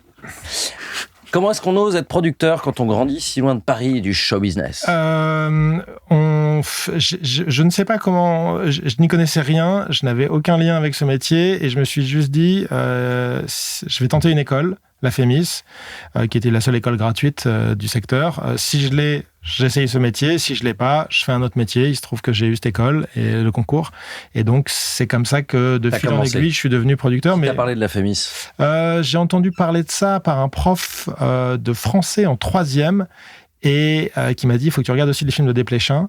Et les deux cumulés m'ont fait me dire, ah ouais, tiens, Desplechin a fait l'IDEC, la FEMIS, voilà. Et puis, c'est resté dans un coin de ma tête pendant des années jusqu'à ce que je me décide après de passer le concours. Excellent. Alexandre, Jean-François Boyer, c'est ton père. C'est du piston ou t'as dû travailler 2 fois plus ? Allez. C'est compliqué pour moi de répondre à la question. Moi, j'ai l'impression que j'ai dû travailler 2 fois plus. En tout cas, j'ai tout fait pour qu'on oublie que ce soit mon père. Ma plus grande fierté aujourd'hui, c'est quand il y a des gens qui découvrent que c'est mon père. Et qu'il y a des gens qui me disent, mais c'est ton père. Ou pire, qu'ils m'appellent en me disant, je me suis présenté, et en me disant, je suis le père d'Alexandre Boyer. Ah oui. Parce que c'est pas la même génération. Et donc, voilà. Donc, chez certains interlocuteurs aujourd'hui, j'ai réussi à tuer le père, entre guillemets. À tuer le père en... Ouais. Après. Boyer soit accolé à ton prénom plutôt que sien. Ouais. Bravo. Et ma méthode, c'était que Antoine peut en témoigner, j'essayais de travailler assez peu avec lui, finalement. Antoine, tu as travaillé chez WAM. Ouais, un Chabat. Est-ce que la comédie, est-ce que tu en retires des choses aujourd'hui ? Est-ce que t'as pas développé que des projets de comédie, même si Irresponsable s'en était ? Bien sûr, ça a été exceptionnel comme moment. Ça a duré 6-8 mois. C'était génial, mais c'était en cinéma et pas en télé. Mais l'ouverture sur le grand public, le côté mainstream mais très exigeant, parce que Alain Chabat est quelqu'un qui est excessivement exigeant dans son écriture, dans ses projets. C'est quelque chose qui m'a marqué et qui continue de m'habiter aujourd'hui, de me dire, c'est pas parce qu'on essaye de faire rire ou c'est pas parce qu'on veut faire un film qui se veut populaire ou grand public que ça s'écrit par-dessus la jambe et qu'on s'en fout. L'exigence, et c'est pour ça qu'il a la carrière qu'il a et le talent qu'il a, c'est quelque chose qui m'a marqué. Après, on fait pas un secteur dans lequel aujourd'hui les séries de comédie sont légion, malheureusement. On aimerait, on en parle tous les jours. De séries comédie. Voilà, mais en tout cas, oui, ça a été très formateur comme passage. Ouais. Un mot que vous détestez dans une note de diffuseur? La peur. Pour aller dans ce qu'on disait tout à l'heure, c'est vrai qu'on reçoit pas tout le temps des notes de diffuseurs, mais ouais, j'ai peur que si, j'ai peur que ça, voilà. Ouais, Il y a un autre mot quand même. Trop chronique. Ouais. Ah, la chronique, ouais. Trop chronique, c'est vrai. Ouais. Trop chronique, puisque on comprend, on sait pourquoi ils le disent. Ouais. On le sait. Mais pardon, il y en a plein des super séries qui, à un moment, n'explosent pas les enjeux à chaque seconde. Et elles sont magnifiques, ces séries, et elles sont plébiscitées par le public. Ça. Donc, on les comprend et on ne tape pas dessus du tout. Mais c'est vrai que c'est un mot qui... suivant comment on l'emploie, qui est sur un fil, et souvent ça bascule trop du mauvais côté du fil quand on sait que ce mot est employé. Donc voilà, c'est un mot qui peut nous... En fait, il faut qu'il y ait des séries qui montrent le chemin avec de nouveau de la très belle chronique pour que... Ouais, il y en a à l'inter, mais c'est vrai qu'en France aujourd'hui, la chronique, la série historique, il y a quelques mots où si on sait qu'on les donne à un diffuseur, là on se fait... Empathie, c'est chronique. Ah oui. Ce n'est pas français. D'accord, c'est francophone, mais c'est pas français. Ouais. Non, même si en effet Canal est dessus, mais c'est à nos yeux, et on adore la série, mais on ne sait pas si dans combien de diffuseurs la porte en étendard de voici ce qu'on pourrait faire. La dernière série que vous avez aimée? Empathie. Ouais, Empathie. T'en as regardé d'autres depuis, quand même. J'en ai regardé d'autres depuis, mais alors là, comme ça, du tac au tac... Alors, sans trahir, moi, j'ai vraiment trouvé que le pilote de Off Campus d'Amazon était intéressant. Et pour le coup, c'est très différent de ce qu'on peut développer comme projet. C'est un projet de new romance. Mais où je me suis dit, tiens, c'est intéressant, parce que justement, très grand public... Non, c'est une série américaine. Ah, ok. C'est une série américaine. Non, Empreinte, c'est Campus Driver. Okay. Qui sort bientôt, je crois, pour Amazon. Ok. Empathie. Mais ouais. Regardez E.T. sur Arte. E.T. c'est vraiment bien. C'est très très beau. Non, et après, il y a des... En fait, c'est compliqué parce qu'il y a beaucoup de séries qu'on aime, mais où on regarde que le pilote. On a un problème de temps. Là, on regarde beaucoup de pilotes. Là, j'ai vu Cap Fear, j'ai vu Widow's Bay, voilà, mais on n'a pas le temps de voir trop de séries. Ouais. Celle que vous auriez aimé produire? Empathie. Seule réponse. Ah ouais. À deux, vous tranchez comment quand vous n'êtes pas d'accord? Empathie. On est rarement pas d'accord. Ouais. 95% du temps, 90% du temps, on est d'accord. Et généralement, on ne tranche pas, on se convainc l'un l'autre. Ouais. C'est-à-dire que c'est une discussion et il y en a un ou deux qui fait « ouais, t'as raison ». Et quand on n'est pas d'accord, c'est intéressant parce que c'est quand même le signe qu'il y a un truc qui coince parce qu'on a quand même souvent la même façon de voir le monde et de penser. Une chose qu'Emmanuel Docé vous a transmise et que vous gardez? L'auteur. Ouais, l'exigence. L'empathie. L'empathie pour les... Alors en vrai, l'obsession pour l'empathie. Je vais faire cette blague, merci. Tu me l'as volé. Non, moi je pense que je dirais l'exigence.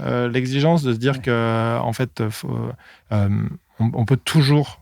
mieux, il faut savoir à un moment lâcher quelque chose, un texte, tout ça, mais il faut vraiment se poser les bonnes questions quand on est dedans, quoi. Et il nous a aussi transmis un truc important, c'est que si nous on y croit, on sera les meilleurs pour défendre le projet. Que si on a une conviction très forte que on a envie de le défendre, c'est déjà une bonne moitié du chemin de fait. Un genre que tout le monde dit impossible en France et que vous tenteriez quand même? L'horreur. Ouais. En cinéma? Non, en série. En série? En série. Vous avez... Et le cinéma, ça vous tente? Oui, non, enfin...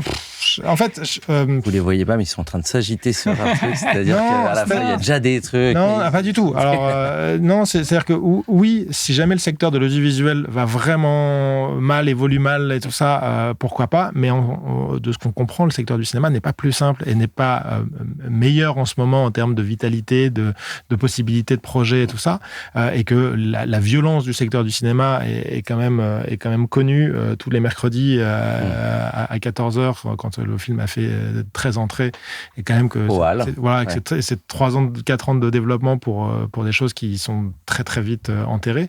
Donc de ce point de vue-là, non, on n'a pas de rêve de cinéma du tout. De là à se dire qu'on ne veut pas du tout jamais de la vie, on sait pas ce que ça donnera demain. On s'est déjà dit une ou deux fois, quand on a un projet qui finalement se fait pas en série, est-ce qu'on le ferait pas en cinéma? Mais c'est pas du tout notre moteur. Nous, on a vraiment... C'est pas vos réflexes, quoi. Non, on est vraiment des gars de la série, quoi. Et on a envie de défendre ça. Et alors, vous les gars de la série, c'est quoi l'angle d'attaque de Tetramedia Fiction pour les 3 prochaines années? Qu'est-ce que vous voulez que les auteurs vous envoient comme projet?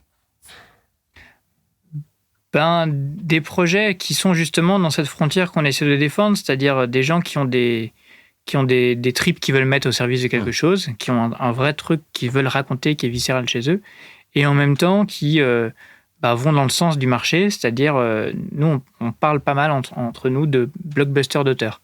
C'est-à-dire que notre cinéma, c'est le cinéma de Spielberg, c'est le cinéma de ces gens-là, qui sont des vrais auteurs, mais qui en même temps sont des gars de kiff.